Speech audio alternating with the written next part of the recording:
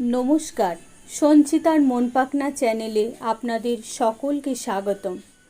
আজকে আমি স্বামী বিরজানন্দ মহারাজের পরমার্থ প্রসঙ্গের 13 এবং 14 নম্বর বাণীটি পাঠ করে শোনাচ্ছি। 13।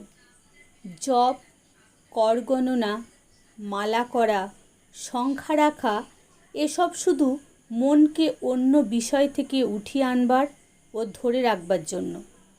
তা নইলে মন কখন এদিক ওদিক চলে গেছে বা কখন তন্দ্রা এসেছে জানতে পারবে না। তাই এসবের দ্বারা প্রথম একটু বিক্ষেপ হলেও এদিকে নজর রাখতে পারবে, সহজে এগুলি ধরতে পারবে ও মনকে ফিরিয়ে এনে ধ্যেয় বস্তুতে আকৃষ্ট করে রাখতে পারবে। 14। নিজেকে কখনো দুর্বল মনে করবে না। নিজের ওপর খুব বিশ্বাস রাখবে। ভাববে, আমার অসাধ্য কী আছে, আমি মনে করলে সব করতে পারি। মনের কাছে পরাজয় স্বীকার করতে যাবে কেন? জানবে, মনকে বশ করতে পারলে সমস্ত জগৎ তোমার বশে আসবে, তুমি বিশ্বজয়ী হবে।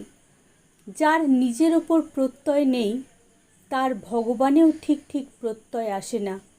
স্বামীজি বলেছেন, যার নিজের ওপর প্রত্যয় নেই সেই যথার্থ নাস্তিক।